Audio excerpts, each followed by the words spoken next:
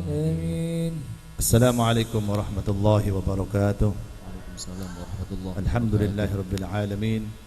Wassalatu wassalamu ala asrafil anbiya'i wal mursalin Sayyidina wa maulana Muhammadin wa ala alihi wa sahbihi ajma'in. Sama pembacaan sejarah singkat atau sebagian sejarah kehidupan dari baginda Nabi Muhammad sallallahu alaihi wasallam yang dirangkai dengan kitab Simtud Durar karangan Al-Alim Al-Allamah Qutbil Mali Al-Habib Ali bin Muhammad bin Husin Al-Habasi yang alhamdulillah cucunya berada di kota Solo dekat dari Purwodadi. Mudah-mudahan dengan dibacakannya maulud tadi, walaupun mungkin sebagian enggak paham artinya apa yang telah kita bersama baca tadi, kalau boten suudon, tapi insya Allah sebagian di sini ada yang tidak memahami artinya apa yang kita baca bersama-sama. Tapi ada satu hal yang membuat kita bangga. Jenengan semua di mana ada majelis maulud diadakan, baik itu yang memimpin Al-Habib Syekh bin Abdul Qadir As-Sigaf dari Solo, baik habaib yang lain, ataupun tadi di tempat ini, jenengan nggih boten ngertos artine sedaya, tapi subhanallah bisa semangat duduk di sini dari jam 8 kita duduk di sini sampai jam 11 malam. Jenengan semuanya bergembira, senang-senang di sini, seakan-akan jenengan melihat sosok dari Kanjeng Nabi Muhammad sallallahu alaihi wasallam. Hal seperti ini nikmat yang perlu kita syukuri setiap hari. Kalau orang yang sudah hidup di zaman Nabi, para sahabat hidup di zaman Nabi, berjuang bersama Nabi Muhammad, makan bersama Kanjeng Nabi, sholat berjamaah 5 waktu dengan Kanjeng Nabi, beriman, percaya, mengikuti Nabi Muhammad, itu sudah biasa. Karena apa? Yang diceritakan berada di depannya persis, yang diidolakan tepat berada di depannya, bisa melihat bagaimana wajahnya Rasulullah, rambutnya bagaimana, mancung hidungnya seperti apa, lisannya seperti apa, akhlaknya seperti apa. Otomatis kalau mengikuti Kanjeng Nabi itu sudah jelas pasti akan mengikuti Kanjeng Nabi. Tapi yang ajib pemandangan di umat Nabi Muhammad 1500 tahun yang lalu sudah Rasulullah meninggal.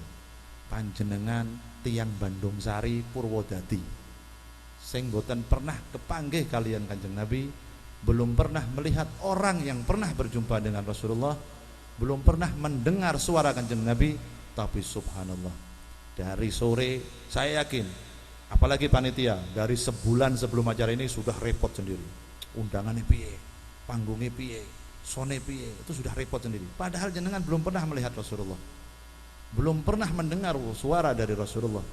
Tapi inilah adalah nikmat yang harus kita pelihara setiap hari. Kita syukuri nikmat ini, maka kita semakin cinta kepada Rasulullah SAW. Karena hakikat kita hidup di dunia, ojo sombong. Jangan pernah kita menyombongkan diri. Kulo niki tiang muslim, lahir dari orang muslim. Ayah saya orang muslim sejati, ibu saya orang muslim. Saya lahir di kalangan muslim, pasti saya meninggal dalam keadaan muslim. Jangan menyombongkan diri jenengan. Kalau jenengan tidak bisa mensyukuri nikmat yang diberi oleh Allah, nikmat iman wal Islam, inilah cara kita aplikasi syukur kita kepada Rasulullah, kepada Allah.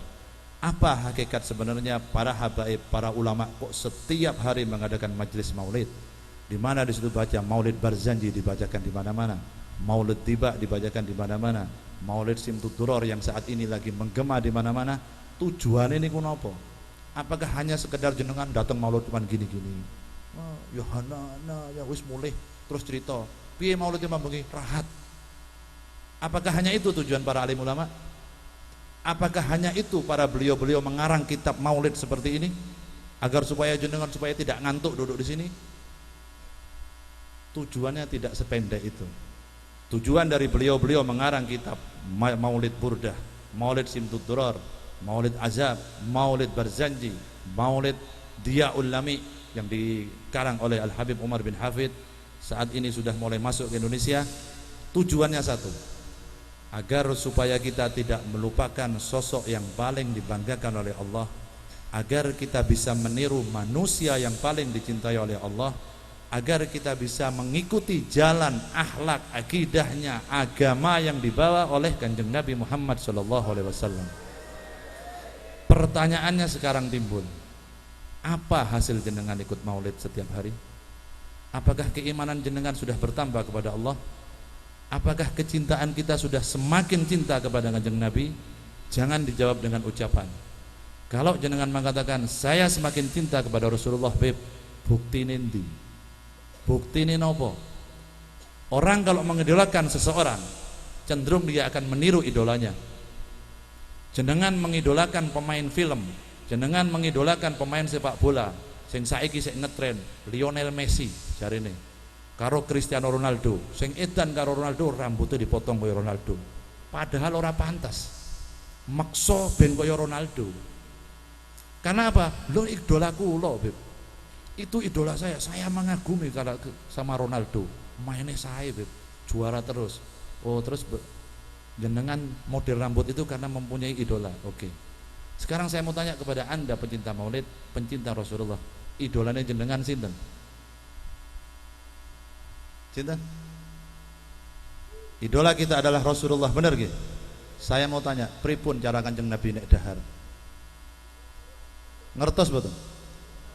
Bagaimana cara Rasulullah, sunnahnya Rasulullah kalau mau tidur? Ngertos betul? Loh jare idolane.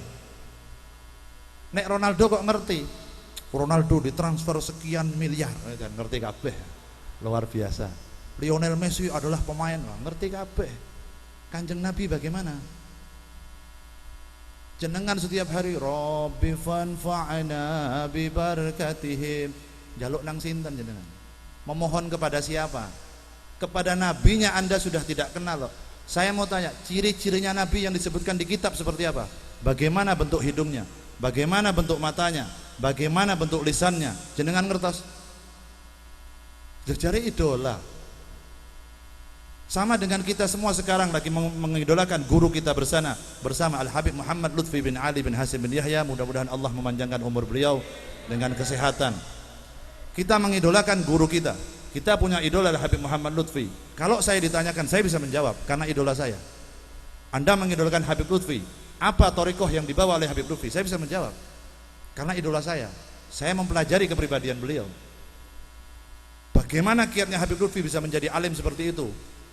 Di mondoke teng Indramayu sekian tahun, mondoknya di Puntet sekian tahun, gurunya Mbah Malik Purwokerto, gurunya Mbah niki, gurunya Habib ini, gurunya Habib ini. Kita bisa menjawab karena apa? Idola saya.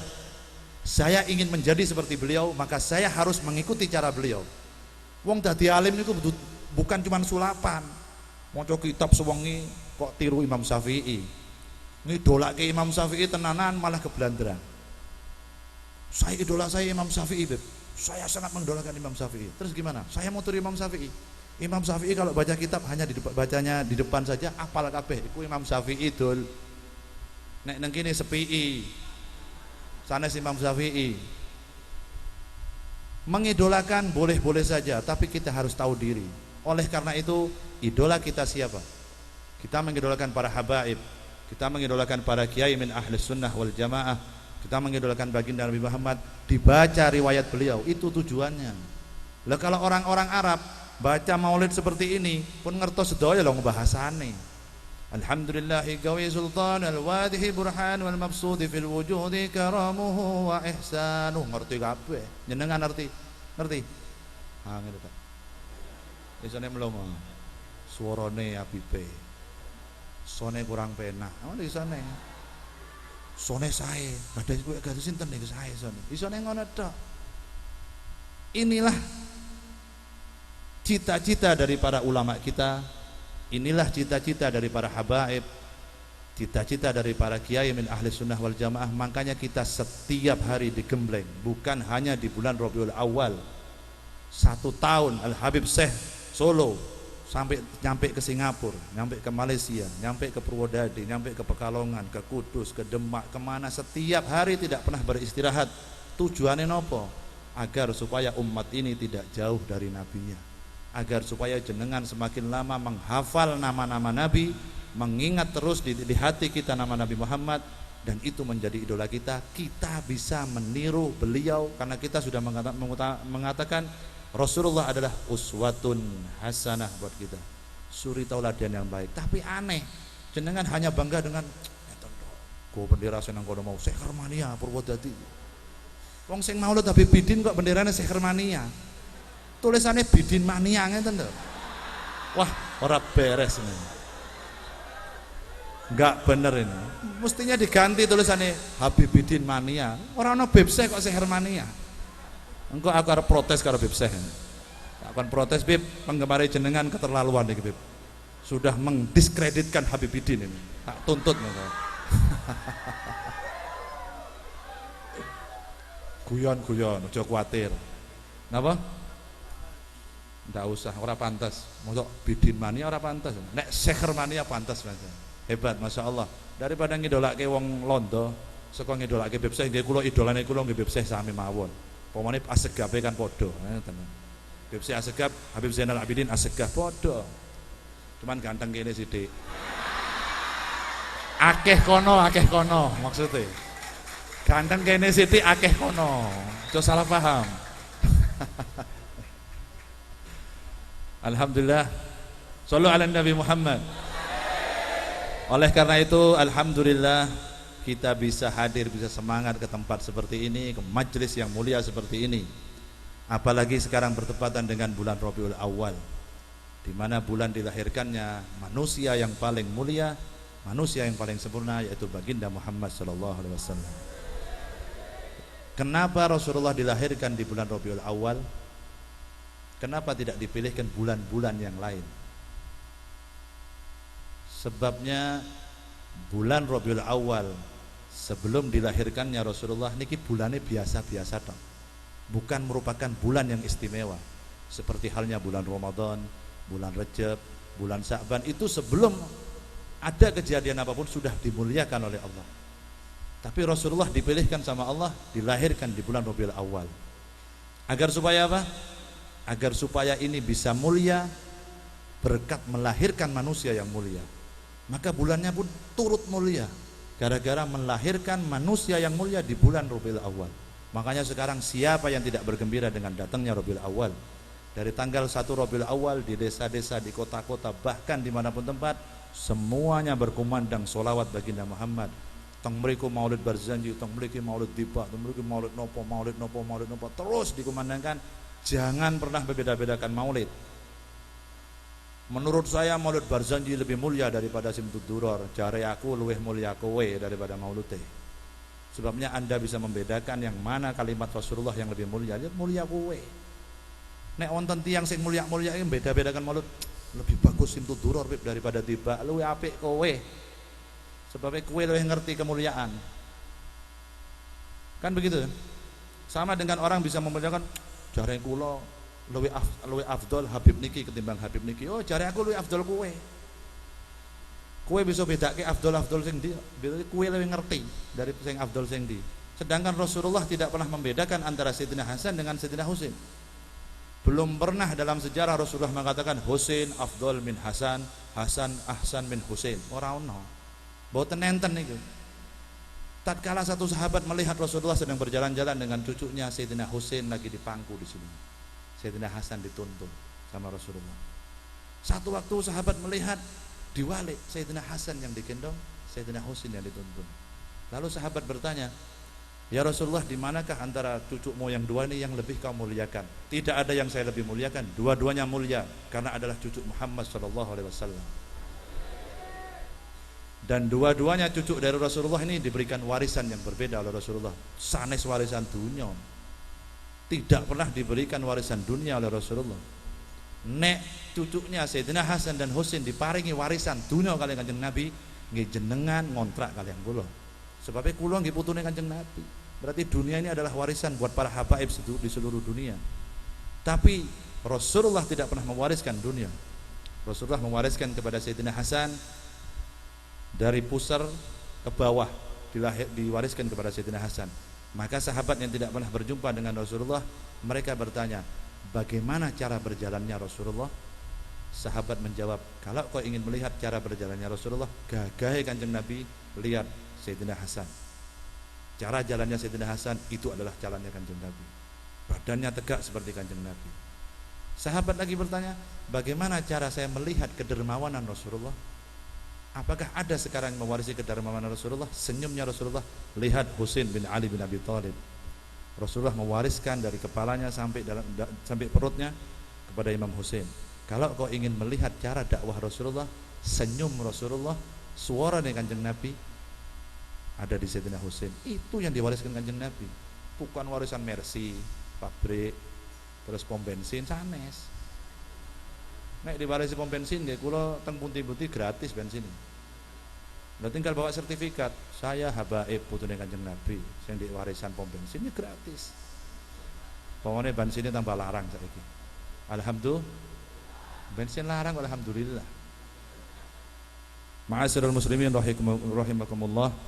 Oleh karena itu bulan Rabiul Awal dipilih oleh Rasulullah supaya mulia dikarenakan melahirkan manusia yang paling mulia, manusia yang sangat mulia. Dan berbahagialah kita menjadi umat Nabi yang paling mulia. Bulan aja ikut mulia gara-gara dilahirkannya Kanjeng Nabi. Nopo malih panjenengan kalian kula yang ditakdirkan menjadi umatnya manusia paling mulia, manusia paling sempurna, dikasih umur sing paling pendek dibanding umat-umat Nabi yang lain. Umatnya Nabi Musa berkisar rata-rata 100 tahun lebih, ratusan tahun umurnya. Umatnya Nabi Daud, umatnya Nabi Sulaiman, umatnya Nabi Ibrahim, semuanya usianya rata-rata di atas 100 tahun. Tapi alhamdulillah kita sebagai umatnya Nabi Muhammad dikasih usia tidak jauh dari nabinya. 63 tahun, nek lebih nggih bonus, nek kurang nggih nambahi dhewe ning akhirat mangke. 63 tahun ke atas. Tapi subhanallah, dikasih amalan yang paling mulia, dikasih hal yang paling gampang dalam hal beribadah. Tapi ojo ngenteng ke. Jangan mengentengkan karena sudah dibikin enteng sama Rasulullah. Terutama khususon yang kita tidak bisa membalas jasanya Kanjeng Nabi. Yang pertama, kepedulian Rasulullah terhadap umatnya. Maka disebutkan di Al-Quran, laqad ja'akum rasulun min anfusikum azizun. Nabi yang lain tidak punya sifat ini. Azizun, kepedulian yang sangat tinggi kepada umatnya. Apa bentuk kepedulian Rasulullah? Tatkala Rasulullah diberangkatkan Mi'raj, menerima perintah solat 5 waktu. Ketika Rasulullah naik ke Sidratil Muntaha, malaikat Jibril pun tidak sanggup menemani. Kata Rasulullah, ya Jibril, kamu sudah menemani saya berjalan-jalan dari Masjidil Haram ke Masjidil Aqsa sampai ke Sidratul Muntaha, kamu meninggalkan saya. Kata Rasulullah, boten Kanjeng Nabi, saya sebenarnya ingin menemani panjenengan, cuman kalau saya melangkah 1 langkah lagi maka badan saya akan hangus, akan terbakar, karena ini tidak kuat saya melewati daerah ini. Rasulullah melewati sendiri, naik ke Sidratul Muntaha, bertemu dengan nurnya Allah Subhanahu wa taala. Rasulullah langsung sujud di depan nurnya Allah Subhanahu wa taala dan Allah memberikan salam. Assalamu alayka ayyuhan nabiyyu wa rahmatullahi wa barakatuh. Setelah itu Allah menyuruh Kanjeng Nabi untuk berdiri dari sujudnya. Gum ya habibi, bangkit wahai kekasihku. Kanjeng Nabi boten purun, boten Gusti Allah. Apa maneh, napa melih sing panjenengan pingini? Rasulullah menjawab apa? Ummati.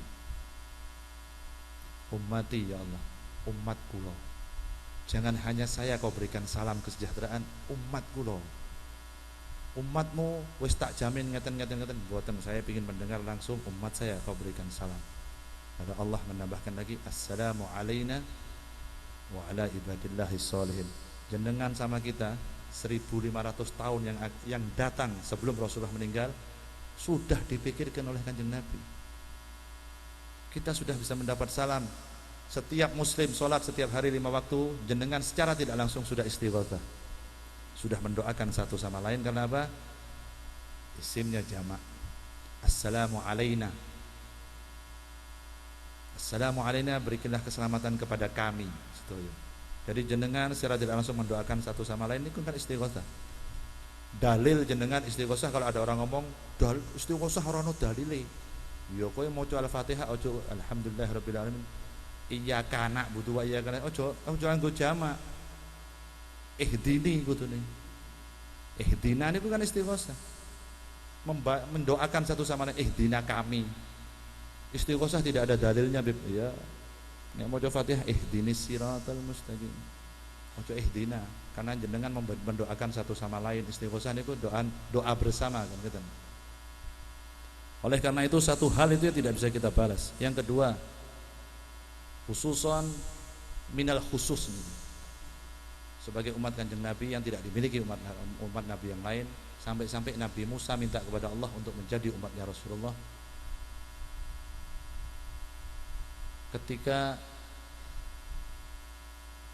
malaikat maut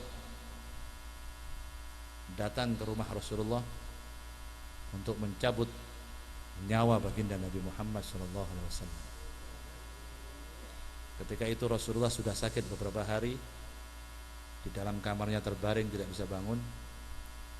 Ada satu yang mengetok pintu rumah Rasulullah. Assalamualaikum warahmatullahi wabarakatuh. Suaranya sangat keras sekali. Rasulullah berkata kepada putrinya Siti Fatimah, ya Fatimah, buka pintu, itu ada tamu. Siti Fatimah tidak mau. Ndak, nek kula buka pintu niku sakniki, jenengan bakal pisah dari saya wahai ayahku.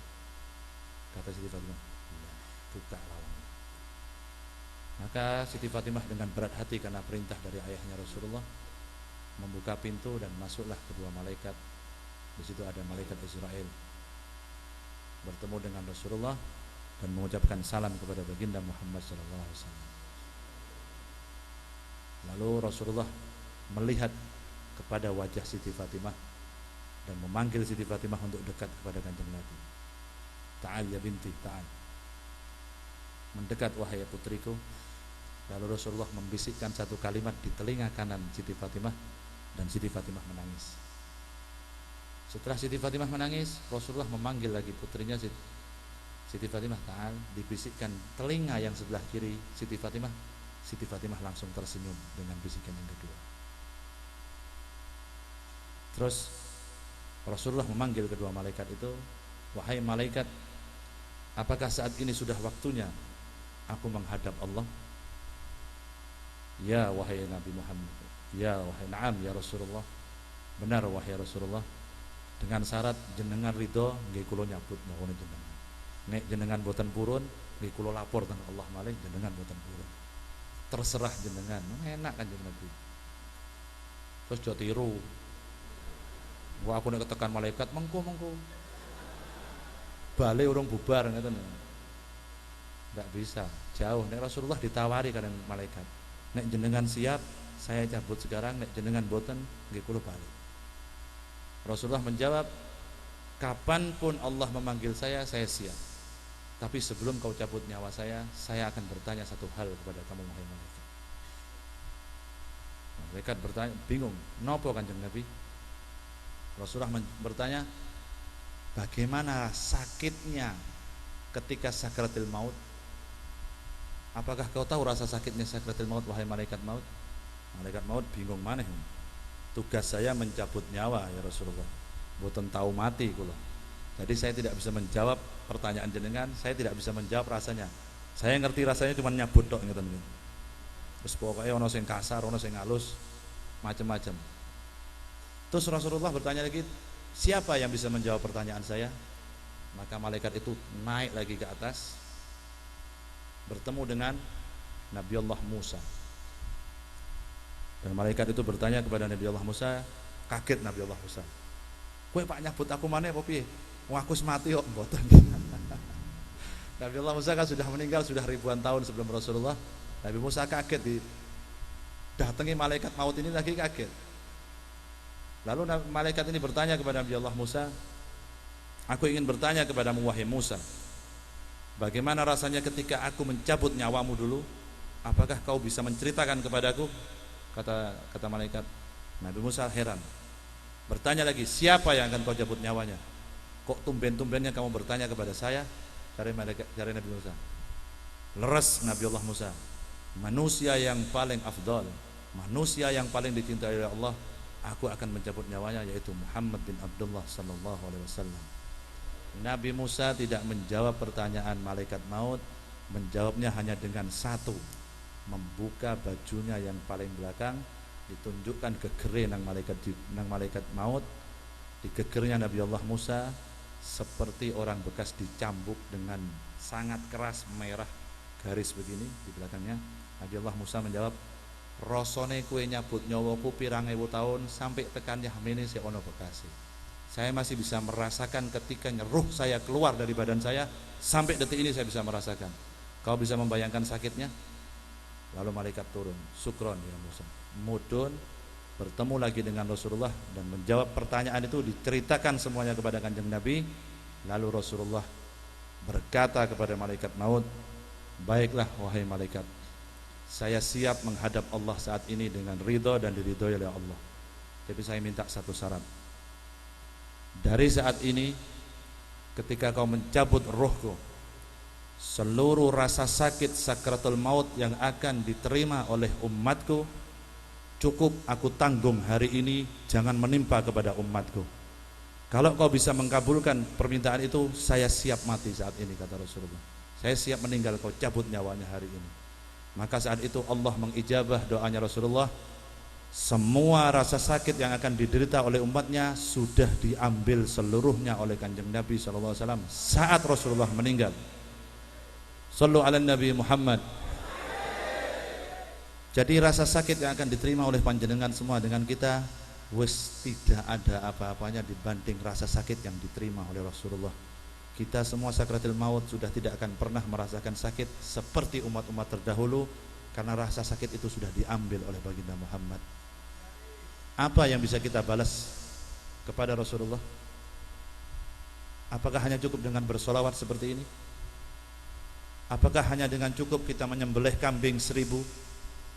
Apakah hanya cukup kita dengan menyembelih unta 1000 untuk memperingati hari kelahirannya Nabi Muhammad? Kalau kita tidak bisa meneruskan perjuangannya, kita tidak mencintai ahlul baitnya, kita tidak mencintai para ulamanya, kita tidak mencintai para salafnya, Rasulullah tidak akan meridhai kita. Kalau Rasulullah tidak meridhai panjenengan dan kula, jangan harap Allah meridhai kita. Sembayang jenengan, sholat jenengan, sujud 1000 rakaat setiap malam, kalau jenengan tidak bisa mengikuti jalannya Kanjeng Nabi, ridhonya Allah tidak akan bisa nyampe kepada kita. Jenengan hanya mendapat rasa capek, surga akan jauh dari jenengan, naudzubillah min.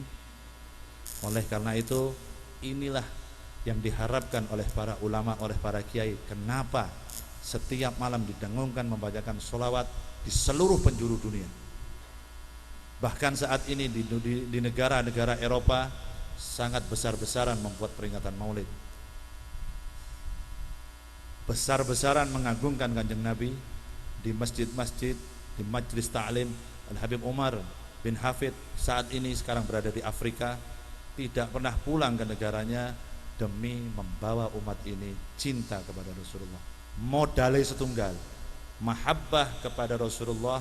Insya Allah hidup kita aman, ibadah kita sukses, diterima oleh Kanjeng Nabi, diterima oleh Allah. Keluarga kita menjadi keluarga yang sakinah mawaddah warahmah. Semua itu kalau sudah mendapat ridho dari Rasulullah. Karena apa? Hakikatnya dunia ini adalah milik Kanjeng Nabi. Allah menciptakan dunia ini karena Allah menciptakan Rasulullah. Sebagaimana diceritakan tadi di Maulid Simtud Durar, ketika sahabat Jabir bertanya kepada Rasulullah, bi abi wa ummi akhbirni an awwali shay'in khalaqahullahu qabla al-asya. Ya Rasulullah, bisa kau ceritakan kepadaku wahai Kanjeng Nabi, apa yang Allah pertama kali ciptakan sebelum Allah menciptakan segala sesuatu wahai Rasul? Qala ya Jabir, Rasulullah menjawab kepada Jabir, innallaha khalaqa qabla al-asya'i nuran nabiyyika Muhammadin sallallahu alaihi wasallam. Ketahuilah bahwa Jabir, sebelum Allah menciptakan segala sesuatu, sebelum Allah menciptakan dunia, sebelum Allah menciptakan matahari, sebelum Allah menciptakan surga, sebelum Allah menciptakan arsy, sebelum Allah menciptakan kursi, sebelum Allah menciptakan segala sesuatu, Allah menciptakan nurku dulu. Nurnya Muhammad diciptakan terlebih dahulu oleh Allah. Setelah Allah menciptakan nurku, Allah menciptakan segala sesuatu min nurih. dari nurku. Allah menciptakan matahari diambil dari sebagian nurnya Kanjeng Nabi. Allah menciptakan surga diambil dari sebagian nurnya Rasulullah. Allah menciptakan segala sesuatu, tidak satu pun yang diciptakan oleh Allah tidak menggunakan nurnya Nabi Muhammad. Kenapa begitu? Karena cintanya Allah kepada Rasulullah tidak bisa dibandingkan dengan apapun ciptaannya di dunia ini. Bahkan sampai pintu-pintunya surga, bahkan sampai jendela-jendela yang ada di surga, tembok-tembok yang ada di surga, daun-daunan yang ada di surga, tidak ada satupun yang tidak bertuliskan Allah Muhammad, Allah Muhammad, Allah Muhammad. Bahkan di arsy pun Allah menulis dua nama itu, Allah Muhammad. Jadi kalau ada orang sekarang mengatakan jangan berlebih-lebihan dengan mengadakan maulud, itu kultus, itu tidak boleh, bid'ah. Pengagungan panjenengan sama saya dibanding pengagungannya Allah boten nenten nopo-nopone. Bahkan sampai di lehernya para bidadari nanti di surga itu tertulis, di lehernya yang kanan tertulis Allah, sebelah kirinya Muhammad. Di tengah mata para malaikat tertulis asma Allah Muhammad, Allah Muhammad. Tidak pernah terpisahkan kalimat itu sedikit pun. Allah tidak mau namanya dipisahkan dengan namanya Muhammad. Jadi kalau jenengan cuma bersolawat 10.000 satu malam, belum ada apa-apanya dibanding solawatnya Allah kepada Rasulullah. Lebih banyak solawatnya Allah dan para malaikat kepada kita, kepada Rasulullah. Di Quran pun Allah berfirman, innallaha wa malaikatahu yusalluna 'alan nabi. Sesungguhnya Allah dan para seluruh malaikat sedang bersolawat, karena itu fi'ilnya fi'il mudhari. Fi'il mudhari artinya sedang melakukan, bukan sudah bersolawat sanes, tapi sedang melakukan solawat. Berapa jumlahnya Bib? Tidak bisa dihitung. Kapan waktunya? Tidak bisa ditentukan. Di mana tempatnya? Tidak ada batasan tempat. Fi'il mudhari. Lo jenengan kan tiang santri, lebih ngerti ketimbang saya, ngakur atau mondok. Jadi Allah setiap hari dan para malaikat selalu bersolawat kepada Rasulullah. Di mana tempatnya? Di setiap tempat. Tidak harus di masjid, tidak harus di musola, tidak harus di atas langit, tidak harus di atas gunung. Dimanapun berada Allah dan para malaikat selalu bersolawat kepada Rasulullah, tidak terhitung jumlahnya. Lah kok wong saiki dibatasi? Bib mauludnya aja dalu-dalu. Aja kepengen, Bib. Jam 10 bubar. Wong wayang bisa sampai subuh ora geger. Kan ngeten. Wayang kulit itu. Ora ono sing nonton. Ya bubare subuh. Tapi ora tau sing geger. Begiliran sholawat kepada Rasulullah kok mau dibatasi. Sholawatnya kepengen gak? Udah lah. Subuhane ngesuk terlambat. Alah kowe ora tau melu sholawatan subuh tetep terlambat. Arab turu jam piro tetep salatmu 5:30. Modele katok teko kene, salate 5:30 subuh. Padha karo aku. Sami mawon gitu. Ya maklum, tiap malam kan sholawatan kados niki kan saya Habib. Nek rada telat sedikit kan dimaklumi lah. Minal ma'lumin. Bahasa Arab ini. Oleh karena itu alhamdulillah umat Nabi Muhammad kita dipilih sama Rasulullah untuk bersolawat kepada baginda Muhammad setiap hari. Tingkatkan solawat kita, tingkatkan mahabbah kita sing boten ngertos artinya simtud dolar, yang tidak mengerti artinya tiba beli terjemahan banyak di kitab di toko-toko sekarang. Semakin jenengan mengerti artinya, semakin mahabbah kita, semakin khusyuk lagi kita ikut. Ojo cuma menang joget-joget ngene. Pulang dari maulud joget-joget boleh, dikarenakan tujuannya satu. Jenengan boleh goyang-goyang tangan ini, boleh gini-gini. Syaratnya satu, tujuannya mahabbah kepada Rasulullah. Ojo ngece, ojo guyonan. Semua tujuannya mahabbah. Karena kita dasarnya semua ini adalah cinta kepada Rasulullah. Qul in kuntum tuhibbunallaha fattabi'uni yuhibbukumullah. Katakanlah Muhammad kepada umatmu, kalau mereka ingin dicintai aku, maka ikutilah jalanku Muhammad. Kalau mereka sudah mengikuti jalannya Muhammad, yuhibbukumullah, maka Allah bakal tresno teng panjenengan sedaya. Mudah-mudahan ini adalah sarana kita cinta kepada Rasulullah, mengikuti Rasulullah, sehingga Allah juga cinta kepada kita. Mudah-mudahan majelis seperti ini semakin besar di Indonesia, semakin jaya di Indonesia, semakin banyak habaib dan para kiai muda-muda mengadakan majelis seperti ini. Dan kita doakan mudah-mudahan seluruh putra dari almarhum Kiai Khalil diberikan kekuatan oleh Allah, diberikan semangat untuk berdakwah, bisa meneruskan perjuangan orang tuanya, bisa melanjutkan akidah min ahli sunnah wal jamaah, Dan saya mohon juga dukungan dari masyarakat yang ada di Bandung Sari untuk memberikan dukungan kepada majelis ta'lim dimanapun berada, khususnya majelis ta'lim yang berada di tempat ini, dengan mensiarkan akidah min ahlus sunnah wal jamaah, karena itulah benteng terakhir kita. Kalau kita sudah bisa memegang ahlus sunnah wal jamaah dan kita minta kepada Allah, matikan kita dalam keadaan husnul khotimah min ahlus sunnah wal, insyaallah yudkhulul jannah bala hisab, amin. Bertemu dengan Rasulullah, berjumpa dengan kanjeng Nabi, duduk dengan Nabi Muhammad, berkumpul dengan keluarganya Nabi Muhammad, berkumpul dengan wali-walinya Nabi Muhammad, berkumpul dengan para aulia as-salihin yang lain, bisa berkumpul dengan guru-guru kita yang meridhai kita. Rabbi fanfa'na bi barakatihim wahdinal husna bi hurmatihim wa amidna fi tariqatihim wa mu'afatin minal fitani. Rabbi fanfa'na bi barakatihim wahdinal husna bi hurmatihim wa amitna fi tariqatihim wa mu'afatin minal fitani. Sallallahu ala sayyidina Muhammadin wa ala alihi wa sahbihi wasallam. Walhamdulillahi rabbil alamin. Demikian yang bisa saya sampaikan, dan kepada para kiai mohon ngapunten, mohon maaf saya tidak pantas tadi bicara di sini, cuman ini karena ada perintah dari sahibul hajah. Kalau memang ada kesalahan saya mohon maaf. Kurang lebihnya wal afu minkum.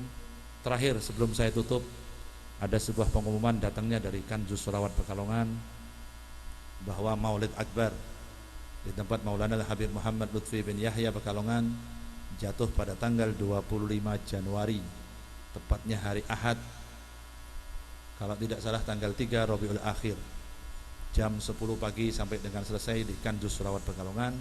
Pengumuman ini sekaligus undangan buat panjenengan, mudah-mudahan sakit rawuh tanpa Pekalongan, amin ya rabbal alamin. Wal afu minkum. Assalamualaikum warahmatullahi wabarakatuh.